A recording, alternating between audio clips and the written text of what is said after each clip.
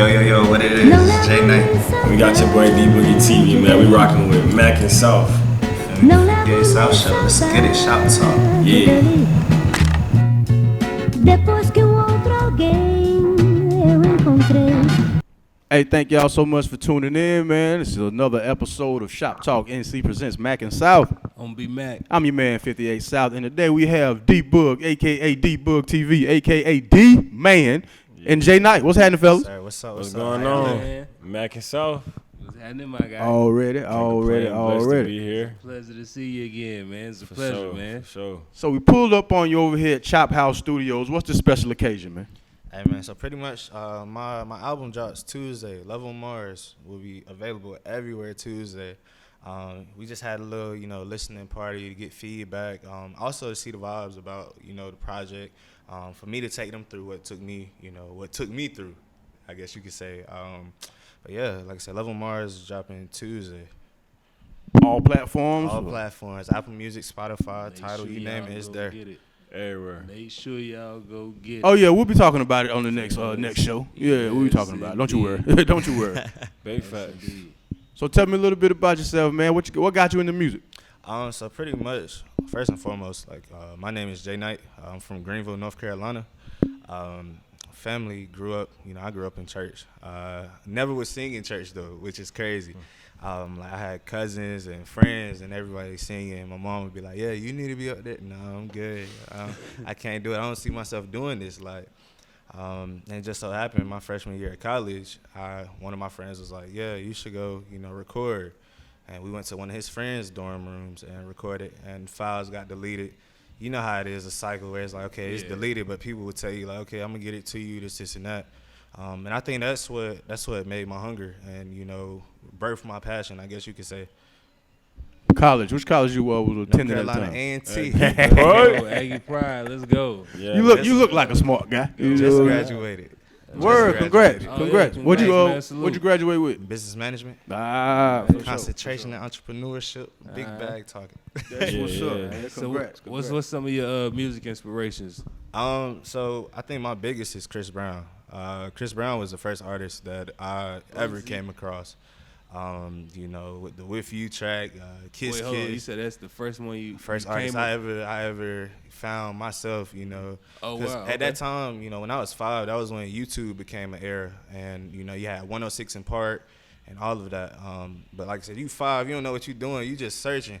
You see a dude dancing, and it's like, okay, hold on, he fire. And then you start listening to everything, and I feel like I've been a part of that journey with him, know. So like I said, I think that was my biggest influence. Facts. When did you record your first song? 2018, the first ever track I recorded. Actually, before then, I was recording SoundCloud tracks. I bought my own equipment from Walmart, like $40. Was in the dining room late at night, just recording. Didn't know what I was doing. I was just like, yeah, this might be cool. And then, like I said, I went to college. It was, okay, I don't want to do this. Because I was in band, growing up. I was like, I don't really, I've had my run with music, I guess you could say. And in 2018, I recorded my first ever song that was available everywhere called Running in Circles. And I think that's what opened doors for me. I know I was getting, T-Pain comparisons and Chris Brown comparisons from the start. And I think that was when it started. And then that's when I fell in love with it, because it's like, with this, I know I can change the world. Hey, wow, okay. So you started out on Chris Brown, but it still had to be something else that made you feel like I can do this. So with me, like I said, passion is everything. Passion and drive. So like I said, you seeing somebody else, when you're a child, you somewhat living through whatever they're going through. And so I think passion was another major factor. Because like I said, I grew up in church, friends, family, singing all the time.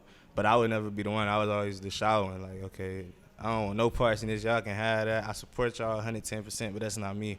Then, like I said, I just fell in love with it. I wrote my first song, like I said, Running in Circles. Then it went from there, and that passion took over.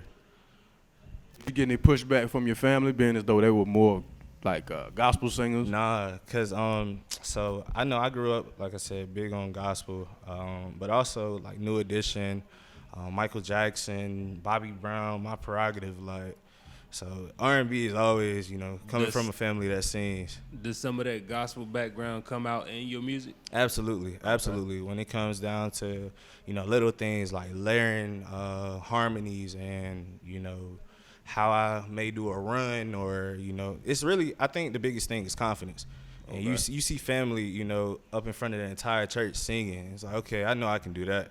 And then, like I said, you got your mama in the background, like, Jay, you know you can do this. Why are you not doing this?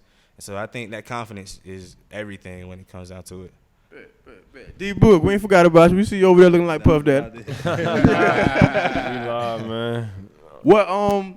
What sparked your interest into wanting to start I don't know if you call it a label or a collective, or how do you categorize it? Man, so it's been a journey for sure. You know, I kind of want to say again, I also grew up in the background of, I grew up in church. Grandfathers, I got cousins, R&B singers. They had gospel bands, things like that. So, like, even though I wasn't as in tune with that side of my family, it was in the genes. So it was like high school, you know. Actually, I take it back to middle school, man. It was like rap groups and all that back then. I used to have a battle rap, the freestyle. So I always was kind of around that mix of seeing people battle. You know, you get to school. I even tried it for a little bit, but I realized kind of back then in middle school, I was like, oh, nah, like, I like bruh swag. I like kind of dissecting from afar and kind of just seeing who had talent, who didn't, or just seeing where people could work on things. And when I got to high school, I met the first artist that really kind of made me dive full in. You know, he was killing everybody. Like, in the morning time in the locker bay making beats, I was talking about freestyling, going off. I mean, I was just like, yo, okay, I was just inspired by bro. And then we ended up forming this group called 919 based out of Raleigh. You know, that's where we from. We big on originality.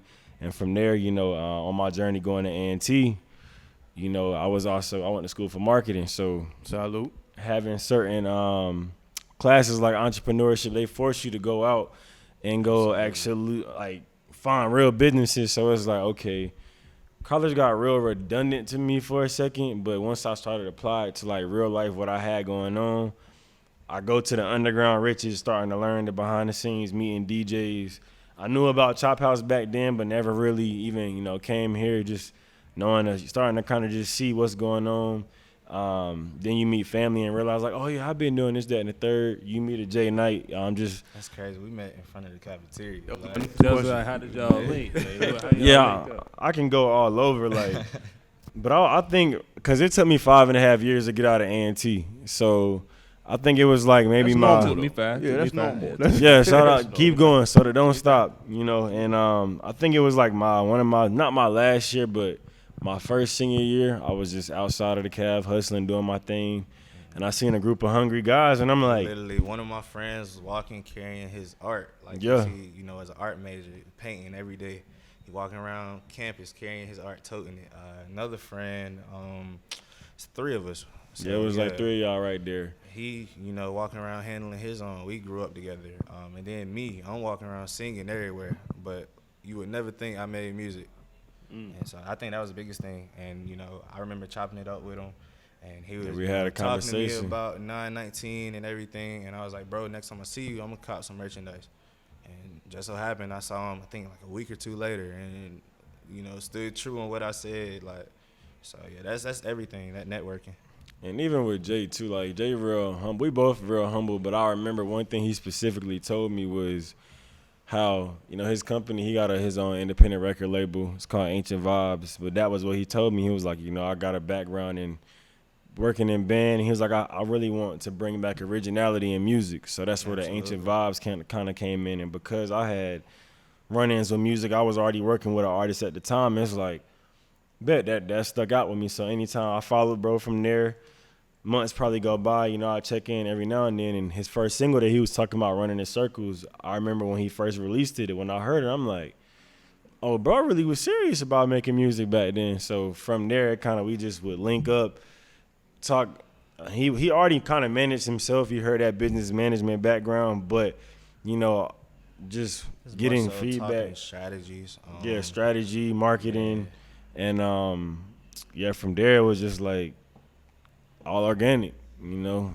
everything off the stream. Absolutely. Who are some of your influences, Boog, like on for your side of being in music? Who are your influences on that side? Some of my influences, like bro kind of mentioned, label. I ain't gonna say I got a label. You know, it's been thought about. We kind of run like a DeeBoogieTV is a media marketing agency to where you help bring visions to life. You know, so I like collaborating with other collaboratives such as you guys. You know, such as a Jay Knight, and you know, let's make that vision to where we all see that you know it can go. And but again, some of my influences, Nipsey Hussle. You know, he was real big on content creating and kind of seeing where that multimedia lane was going. On like the label exec side of things, you got like the QCP, you know, of course, Diddy, that making a band back then, just kind of being in the process. But I thought I was a manager back then, but I realized I'm more like an A&R. So like being during the process of, you know, albums being made, singles, linking producers with, you know, the right artists and things like that. And so, again, I'll say Nip, QC. I can't really, for my platform too, I shout out to like Say Cheese, Vlad TV, that kind of style. Like, you know, just finding different little ways. And then even on like I be trying to do motivational speaking. That's where the influencer part kind of come in. So it's like, you know, Eric Thomas, I listen to like real, that type of vibe on top of growing up in church, you know, keeping God first. So that's just a little bit about me for real. I'm always curious to know, either from the artist or the label exec or A&R, explain to me the importance of music when you were growing up. Either, both of you guys. Oh man, that's everything. Music kept me sane.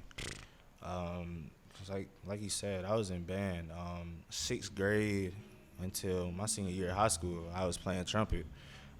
You know, we had a thing in high school called Smart Block, where you took an hour out of your day, 30-minute sessions, and you were supposed to, you know, go and deal with whatever classes you may be struggling in, or, you know, you get your lunch or whatever the case may be. I was in the band room every day, like every day, working on solos, working with people, like, so yeah, I think that's just, music's everything, like, it's everything. And then when it comes down to it, you always around it. Like, for example, right now, we doing an interview, you hear it in the background, like, you are always around music. It's always gonna have an impact. And I think that's the biggest thing that draws me to it. I think for me, it's like, and it's like that culture feel, like growing up, whether you with your uncle, you with pops, whoever, you know, they driving in the car, you sitting back, you know, they might got them a nice red Acura back then or whatever, classic whip caddy, you know, playing that, whether it be some Pretty Ricky down to some DMX, like you just got a mix of so much there. Cause I was like towards the end of the 90s era. So kind of coming in, just getting a real diverse feel, like, again, on top of growing up in the church. So it's like, you know, certain days you gonna hear, you know, growing up with my Dukes, being with grandma, you hear the church feel, you know, you get around and a couple other ones, you know, he gonna kind of put some swag in your game. You know, you riding with him, he riding low, and you just begin to see how music been playing a part since, you know, we were very young. So it's honestly mind-blowing kind of looking back, seeing how now we're in positions that, you know, because growing up, I ain't ever think I was going to be like a firefighter or like, you know, police officer, which no knock to people that did those type of jobs. But it's like you just see how, like, it shaped you for where you're at now. You know, at least when the opportunity come, if you realize that, you know, you can take advantage of those type of things. So I think just seeing the music, seeing the Notorious B.I.G.'s, the, you know, those type of movies young and where we're at now, I think, like, yeah, the culture really ain't nothing new. It's just we kind of try to put our own spin to it and, you know, be original as possible. Yeah, and that's the biggest thing with what I'm trying to do. Like he said, Ancient Vibes, ENT, Ancient Vibes Entertainment. Just bringing originality back. I feel like the game is watered down, I guess you can say. When it comes down to it, everybody wants to sound like whoever's hot in order for them to be hot. And that's not the case. You know, when you stand out and when you're original, then people will draw to you, and it'll happen organically. But not only that, it's just, like I said, you stand out, so your name is gonna hold weight. Like, I'm pretty sure y'all have seen it. I forgot the dude's name, but it's a dude on Instagram right now that's viral everywhere. Instagram, TikTok, you name it, he's viral for sounding like Lil Baby and copying white his boy. lingo. Yeah, copying his lingo, his flows, the way he hit pockets and all of that. But that's why he's blowing up. However, you can't memorize the name. You just remember the dude and the face. And like I said, that's the biggest thing for me, like trying to bring that originality back. Like when you hear my music, you know, for example, with my album, 10 songs, every song stands on its own. Like I could drop every song as a single and it'll do numbers without me having to really do a push. So what do y'all think about the state of North Carolina hip hop? Is it like more what you said, you find it more where is more originality, or is it more of like doing what everybody else is doing, or is it in a good state? Is it like where? What do you? To be fair, you gotta add R&B in there because he's an R&B artist. Yeah, that's what I'm. The whole as a whole, like and the see, hip hop, the music for me, scene. I do both. So I sing. I can't freestyle, but if I got a pad or got notes or something where I can type, I can do whatever. However, like I said, I do feel like it's watered down. You got people when DaBaby blew up trying to sound like DaBaby, trying to sound like Stunner, and then they happen to go viral.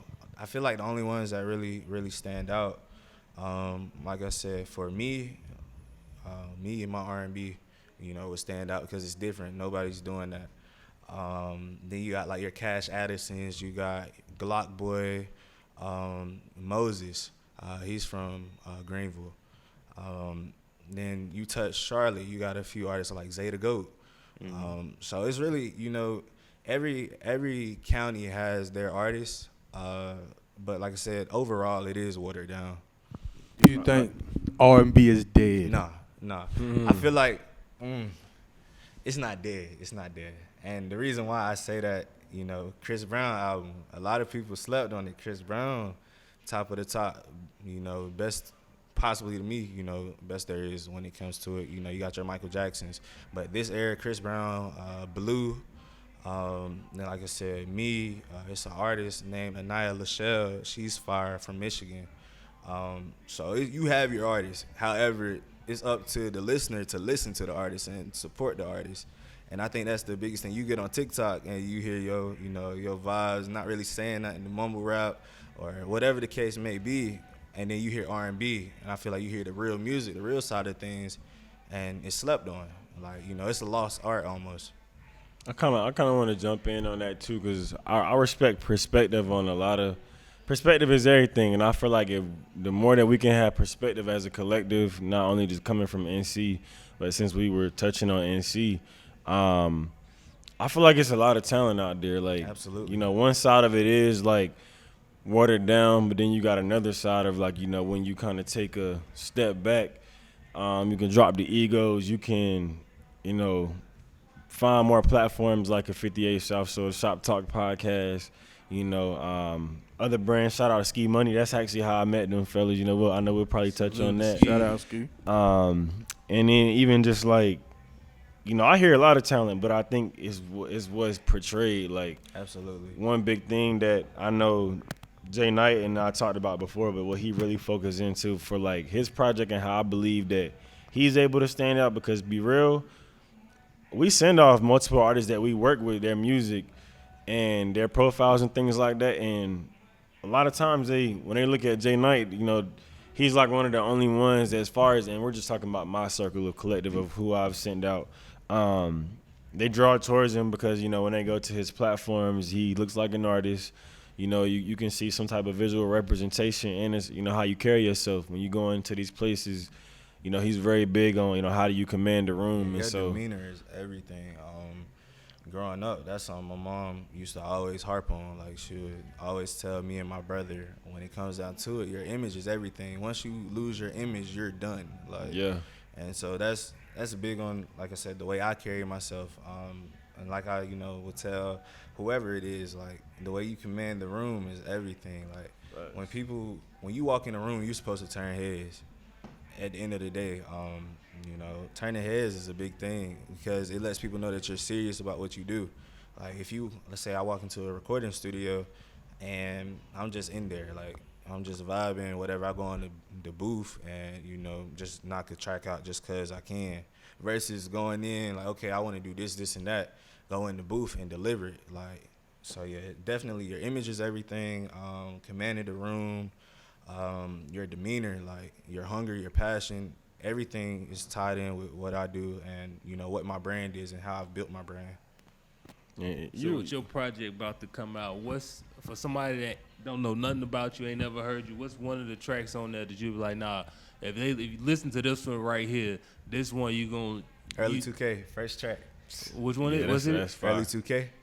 And by bull for you done heard it. Like, what's one that you'll tell somebody? Hey, look, make That's- sure you that's go one- listen that's to one this. of them Make sure ones. you listen to this. I right can't here. hold you. The early 2K is one of them ones just because, you know, it was the top of the year single.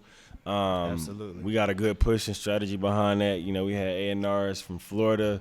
People that heard the track early already giving feedback of, oh, yeah, this one of those ones. It was more of a catchy type of vibe that people can, especially if you're from that early 2000s, you know, I think it's something the younger generation is going to draw towards, but also if you come from that essence of, you know, music, you're going to see that classy feel. You can play it at a cookout, things like that. Absolutely.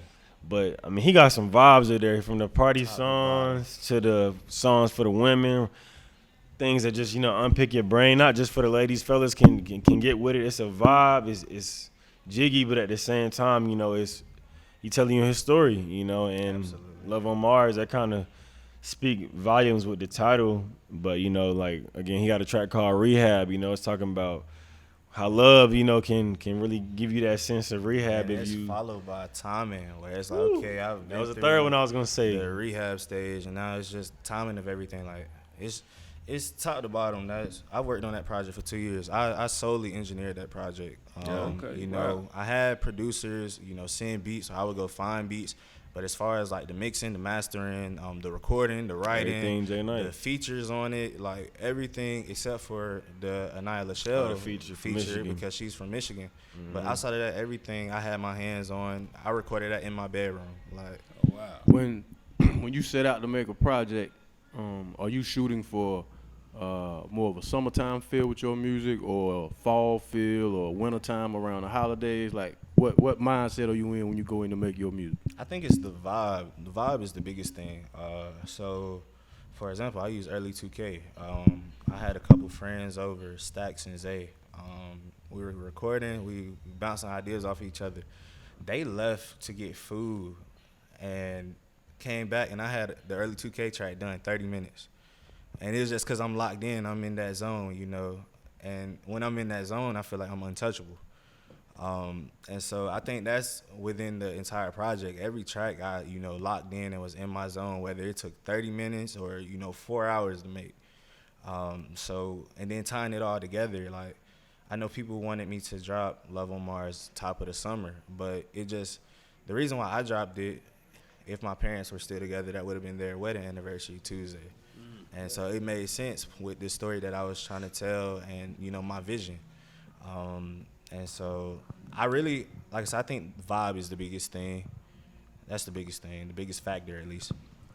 What's the expectations for this project? Sky is the limit. I know everybody's going to fall in love with it because I fell in love with it. Okay. With me, I don't drop anything if I'm not in love with it. Like, I'll record a track and that'll be the only thing I listen to for months. Before I even release, I didn't listen to the track at least 1,000 times. Like, and so if I love it, then the rest of the world will love it. Right. About to ask y'all a couple questions. I'm gonna do them individually. I'm gonna start with you first. It's an either or, right? So I'm gonna do producers. Let's see here, Timbaland or Jermaine Dupri? I'm gonna say Jermaine Dupri. All right. Anthem. Why Don't We Fall in Love by Anne Marie? Ain't that the one? So many things I'm going to do. Yeah. Why Don't We Fall in Love or Summer Rain? Why don't we fall in love? Got you. One more for you. Another producer. Dr. Dre or Puffy? I can't be judgmental. I'm gonna say Puffy. Puffy? Just off the strength of, like, I took more from him than, like, he was like one of the game's biggest A&Rs, you know, whether he called himself that or not, you know, label owners certain business things I don't agree with, but as far as like, you know, I feel like you were just able to see more of Puff's process than Dr. Dre. You know, Dre a monster. I know I can't really say that either, but Dre played a big part too in shifting the culture out there in, you know, LA. So it's just kind of like, I guess more of relatable. I feel like Puff, but they both great. I mean, that's a tough one. But I'm gonna stand on Puff and Hold up. JD or Puff, since they about to have a little battle. Nah, we not rocking with verses right now till they pay Swiss and Timberland. We ain't even doing that. They doing their own little joint though. They doing their joint outside. I think it's gonna be outside of versus JD and Puff is. Oh, okay. All right. Yeah. Yeah, that's you. That's you. JD or Puff? Yeah. That's a good one. Cause it come down like to preference. everything, both of them had their hands on the industry. Yeah. Like, I'll go JD. I feel like JD don't get the credit he deserves. Yeah, Yeah, I was gonna say, what does Puff play when JD pulls that Mariah Carey card? Yeah, because I'm like, like, with JD Jermaine he don't get the Dupri, credit for he example, deserve. when he had that show, The Rap Game, that was all everybody my age was watching. Like, I remember that first Organic. season, you know. That created Lotto. Yeah, it did. Street Bud, King Roscoe. Yeah, I'm going to go Jermaine Dupri. Yeah. JD got a hell of a catalog. That man, he's in the Hall of Fame for a reason. Yeah. He's in the writers, if not in nothing else. He's definitely in the writers Hall of Fame. Okay, one more for you. Who would you rather have as a backup singer, Jasmine Sullivan or Pink? Jasmine Sullivan is crazy. Jasmine Sullivan is crazy. Just the way she carried herself is insane. I need Jasmine Sullivan on my team. I'm gonna see if you're a Chris Brown stan since you keep hollering about Chris Brown. Chris Brown or Usher? Chris Brown. Usher influenced the way he does his business and his music and all of that. I've always, like I said, gravitated to Chris Brown So more. you just a stan, Yeah. but you admit though, Yeah, absolutely. Usher gone, you know. And you said That he versus would, is gonna be fire if it ever happened. But Yeah. Chris Brown got some stuff in the duffel. It's crazy. Like, Who would you rather have write you a hit, Neo or The Dream? The Dream. Yeah. He ain't even wait. As soon as I did put the not. period on the end of the sentence, he was like, yeah, The Yeah, Dream. The I Dream. hesitated out. The Dream. That's interesting. Why The Dream over Neo? So Neo, you got what's that song? So sick of love Yeah. song. That song it's one of them catchy hits. Like, it's no matter where you go. For example, I work at Nike right now. They got a different version of the song by a different artist, but it's the exact same words, which is crazy how you can get So they did a copyrights for cover? that. But it happened and it's on the radio. However, the Dream has just had hands on everything. Like, when you look at like Jeremiah, for example, it's just when you hear R&B, you hear the Dream. No matter, just like R. Kelly, you hear R. Kelly when you hear R&B. So yeah, it's just his touch. Like, I think that's the biggest factor when it comes down to it. Well, you were saying, why was you saying Dream? Because you was shaking your head immediately like Dream, yeah, Dream. Why you agree? Me? Yeah. Yeah, so Dream, I think, again, it was just the substance for me. Like, Nelly was smooth. He was cool. I feel like it was other things that Nelly was tied into that made me like him as a, you know, whether it's acting. He had some hits, though. You know how that one with Carrie Hilson, but the Dream, like. I said Neo or The Dream.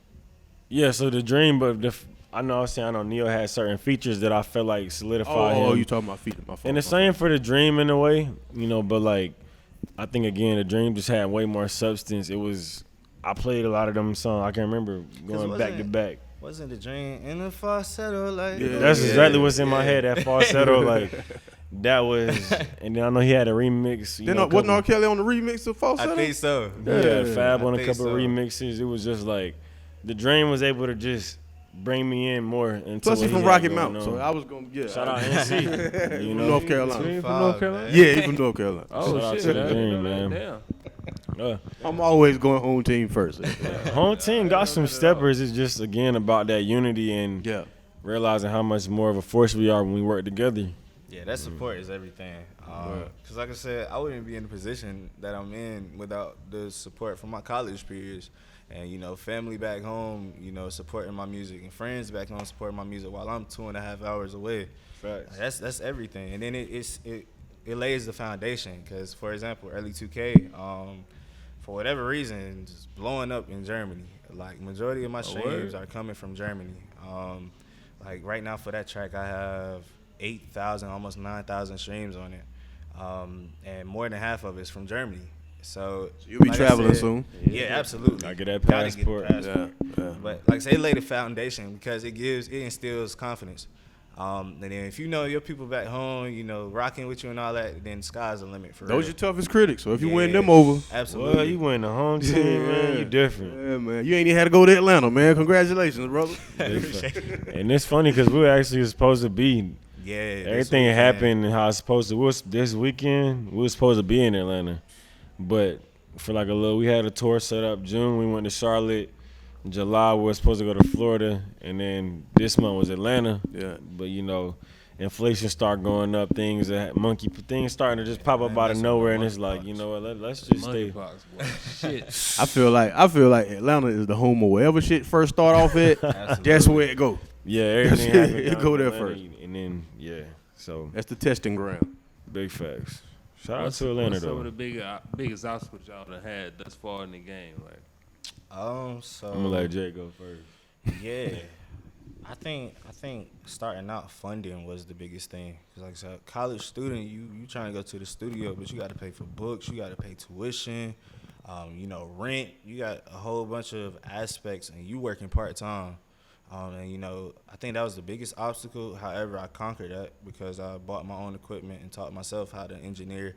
Big and like boss. I said, when it came down to it, you know, my entire project and everything that I've done post Love Phases 2 has been, you know, solely But me. be working. So I got over 500 songs in the vault right now, like solely me. And then when I go to studios, it's like I'm able to sit down and record those reference tracks. Like then I'm like, okay, let's say I get hung in the studio. For example, last night I got hung. I went back to the reference, listened to that one part, 2 seconds. All right, bet, lock me back in, I'm ready. But it keeps you on your feet, and it keeps you grounded. I think that was the biggest obstacle for sure. Man, I think for me, the biggest obstacle was trust, accountability, you know, consistency, discipline, because, like, I feel like I was always around, but I wasn't seen. You know, I kind of was like I don't want to mess up that terminology, but I was behind the scenes a lot coming up in the game, so I was able to see things from an outside perspective. And, you know, you see once you get around people that have been doing it for a while, you know, you got some that's going to embrace you and Absolutely. give you that free game. Then on the second tip, you know, you might have those that see what you got going on, and, you know, whole time they wishing bad on you. You know, I got all the love for this person, and so just like having a discipline for yourself to just stand on your foundation of what you bring to the table, not really letting the game change you. And you want to change the game and want people to embrace you, but at the same time, don't change yourself too much more, because you want to be you. You don't want to make it all the way to the top, and then it's just like you're not who.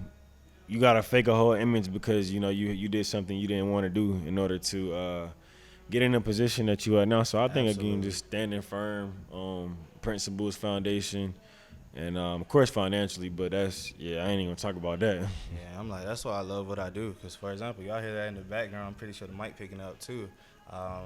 He goes by Milan, MXLON, on all platforms. That's my brother's best friend. We all grew up together. And when it came down to it, he engineers himself as well. He uses Logic Pro. But when he started out, he was sending me stuff and was like, bro, can I get your feedback on this? What would you do in this situation? What would you do with this or that? But just being able to be in that position where I'm like almost giving back, you know, the game that I've learned and I've taught myself, being able to, you know, have that hand on other people and have that impact on other people Because whenever he make a song, just like, for example, with me, when I make a song, first person I'm sending it to is Boog. Like, yo, let me know how you feel about this. And like I said, that's everything. And he worked just as hard as me. Boog and his artists, I know all of his artists work just as hard as me. So it's just having them people in your circle.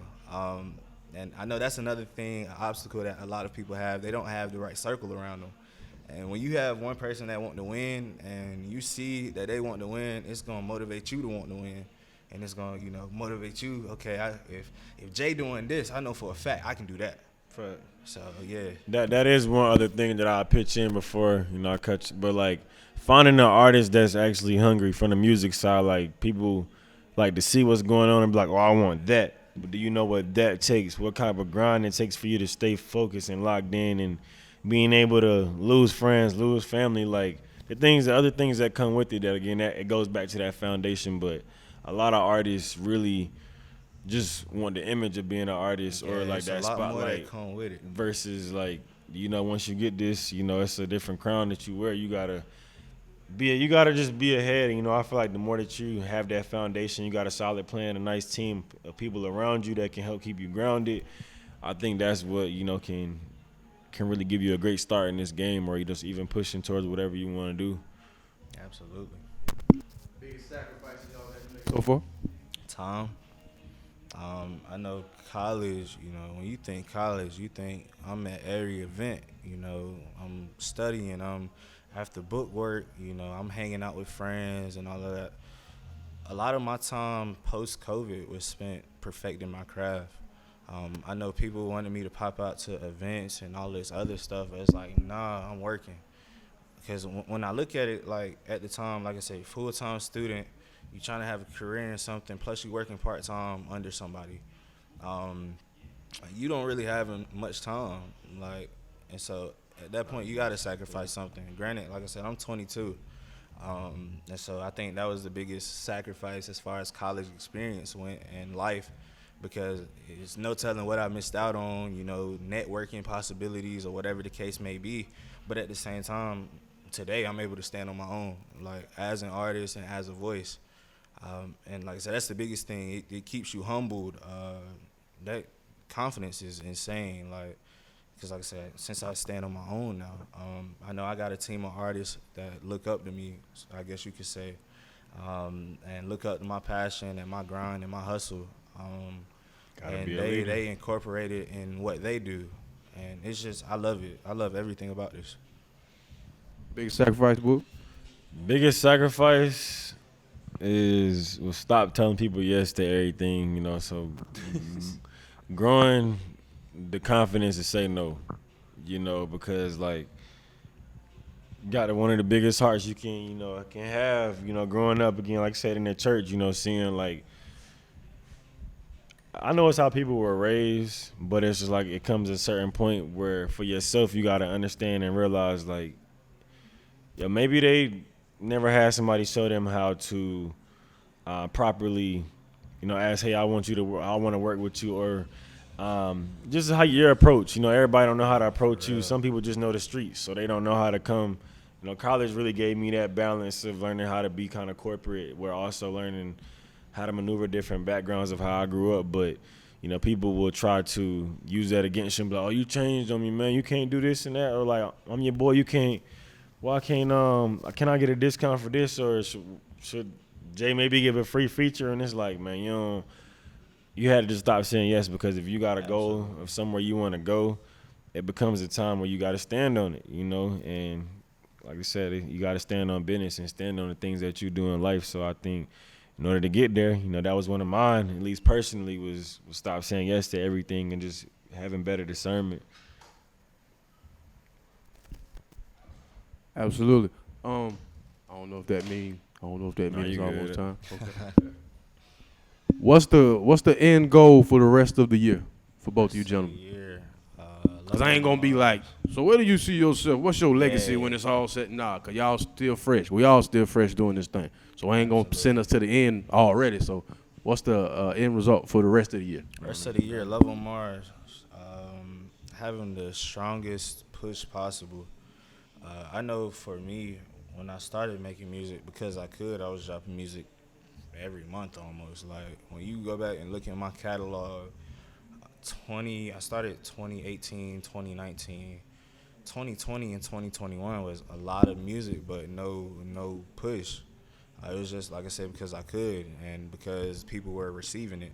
So I think this year really has, slowed me down in a sense of business. Because when it comes down to it, you don't want to oversaturate the market, because then that's when people get tired of seeing whatever it is you're doing, no matter the quality. And so I think, like I said, the end of the year, just having the strongest push possible. I know before the upload, I racked up 20,000, 21,000 streams. So just trying to hit goals in different markers. Yeah, I think for me is execution, so making sure that, I'm actually going through a vetting process of whether it's artists that I work with, other brands, really building a strong network and foundation to continue going into 2023 with, instead of having to try to always go look and find for the next talent. It's like, okay, hey, who is serious right now? Who's in position to do this right now? It's not to say that one person I'm working with might not be there, but just going through that process to execute, finish things that I've started from this year, work with a Jay Knight and connect with him as best as I can to help him, budget his project accordingly, make sure that it gets the right push, make sure that the right faces, right ears are being, this music is being put in front of, and that he comes to the right places to tell his story, and also collaborate and work with other brands too. So Absolutely. Everybody that I kind of meet into closing this year, I'm looking at for the bigger picture, or that's like my mindset, like, okay, hey, finding that team of people that already stand firm on what they do already, because that's a big part of everything we got going on. Like it's a DeeBoogieTV Miles Management Agency. That's the agency that, we kind of work with Jay Knight under. But really, even with that, it's more of just DeeBoogieTV kind of still runs that front of house of helping people make sure their visions come to life. And so, again, we all about networking, building, making sure that, you get what you want out of what you put in. We all got lives outside of this. So it's like, you don't want to be doing, some might be doing it for fun, but at the times we in now, like, you can really make some serious generational wealth changes for your family with the right group of people around you.